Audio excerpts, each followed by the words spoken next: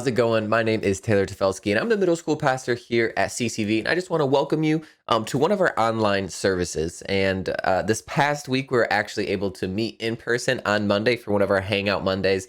And we went mini golfing. And I said, you know what? If anybody beats me, I'll pay for your ice cream. And I just want to proudly say 2 years running, undefeated champion. All right. But no, in all seriousness, it was really good to hang out with students, meet new people, see new faces, and just a chance to connect with middle schoolers, and for middle schoolers to connect with other middle schoolers. And so it was a really good time. I just want to say with 4th of July coming up this weekend, next week, Monday, we're not going to be doing anything. It's just going to be more of a chill week, let people kind of go on vacation, do their thing. But the next big thing that's on our list is from July 10th to July 12th, we're doing something called CIY Mix. Now, normally what we do is we'd go to a college campus with other middle school youth groups, and, we'd have worship from these people, and we'd have speakers from all over the country. This really cool thing, but obviously we can't have everybody meeting on a college campus. So what we're going to be doing is we're actually going to be live streaming it through Zoom, July 10th through the 12th. I'll be there, I'll be hosting it, and we'll get to see, these speakers from all over the country, these amazing worship bands.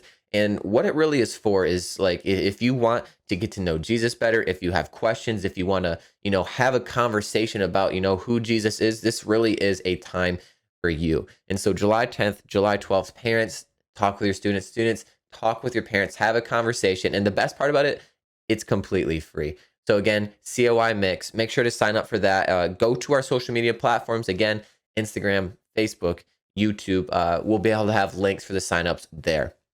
Now, today we are continuing our Old Testament series, kind of looking at some of those stories. And this week we're not talking about a talking donkey, but before we head into that, Robbie has a brand new worship song for us. So let's get into some worship.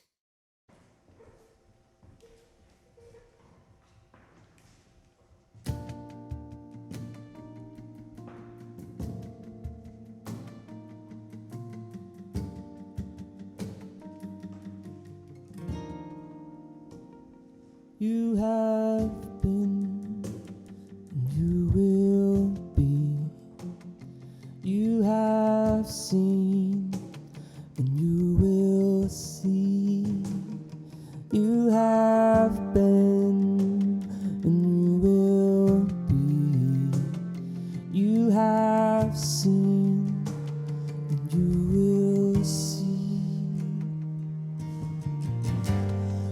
When I rise and when I fall, when I come or go,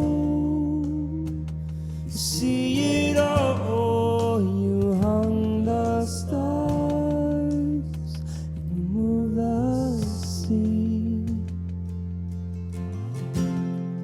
And still you know me, oh, oh, oh, oh, oh, you know me, oh, oh, oh, oh,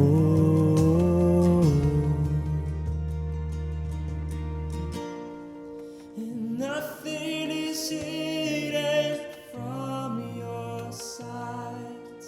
Wherever I go, you'll find me, and you know every detail of my life, 'cause you are God, and you don't miss a thing.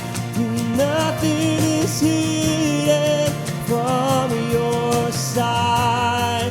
Wherever I go, you find me.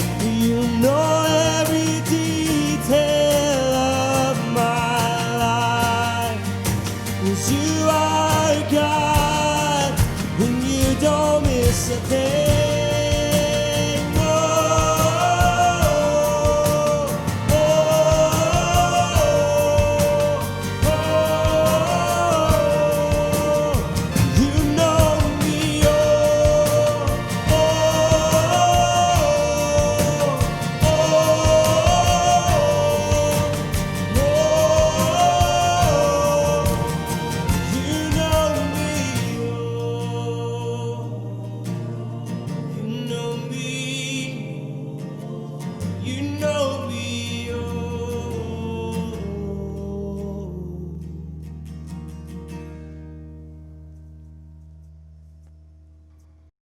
Old Testament book of Judges is a story, a book full of amazing war stories about God's chosen people, the Israelites, as they're trying to get to the promised land that God had promised them.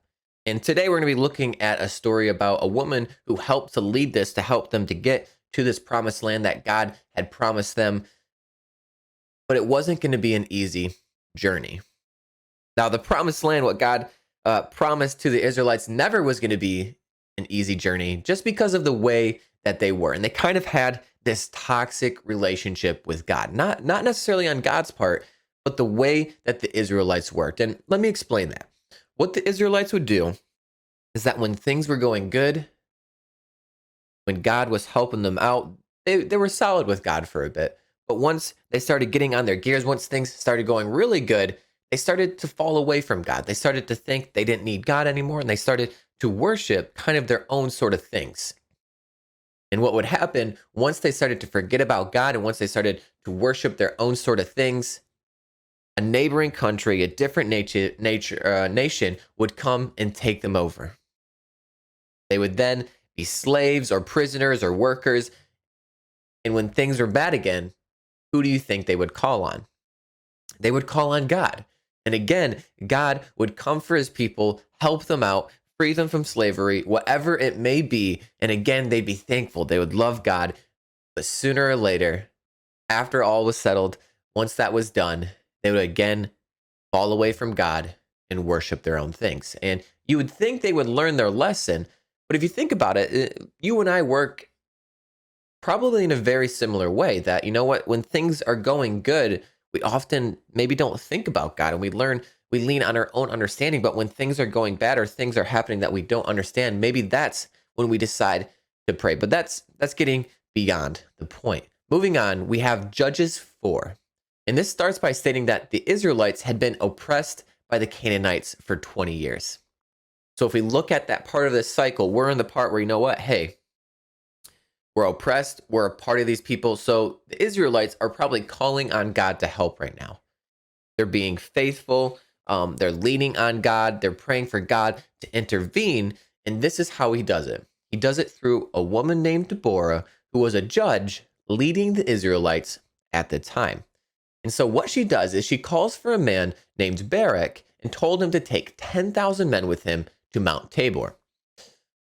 And what she said is, you will go there and I will deliver Sisera, the commander of the Canaanite army, into your hands. So he's basically saying, hey, just trust me, send these people here. The Canaanite leader will walk into your hands here and it's going to be a piece of cake. Don't worry about it. But here's his response. In Judges 4:8, Barak said to her, if you go with me, I will go. But if you don't go with me, I won't go. And so you see this as like saying, if you go with me, I will be confident in this.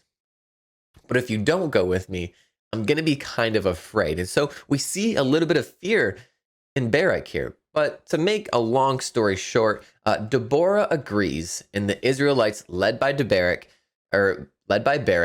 and Deborah were victorious against the Canaanites. Barak showed strength and leadership, and Deborah showed a fierceness that was unrivaled. And so you see these two things, these two people working really well together to accomplish a certain mission.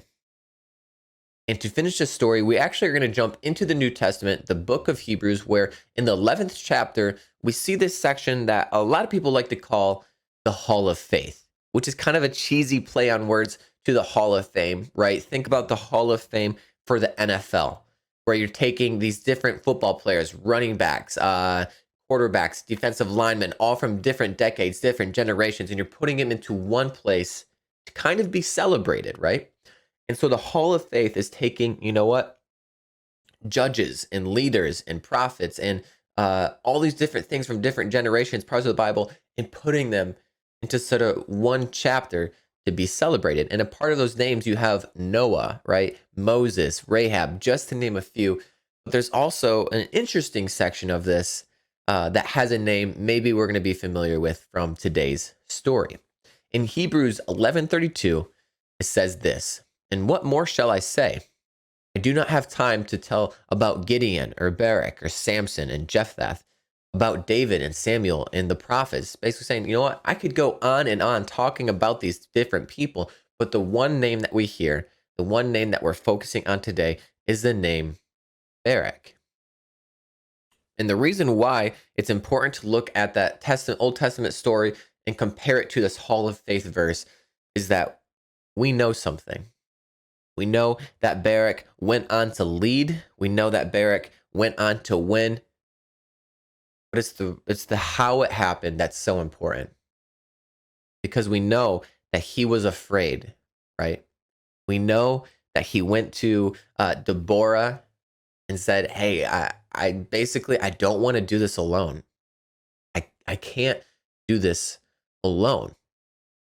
But even though we know that Deborah was kind of the faith or the reason behind this, we don't see that she's mentioned in the Hall of Faith. But there's a few things to consider. There's a few things to take away from the stories that it shows that, you know what? Her not being mentioned, that shares a powerful message as well. The first point is that, you know what? Even leaders are afraid.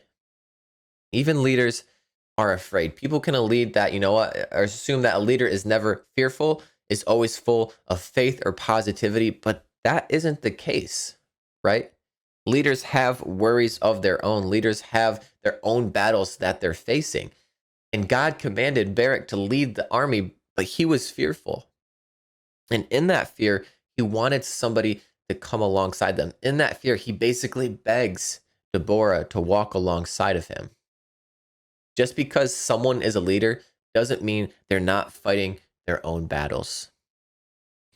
However, often walking into these battles, knowing your weaknesses, knowing that maybe you're not 100% equipped, walking into your battles often takes your weaknesses and turns them into strengths.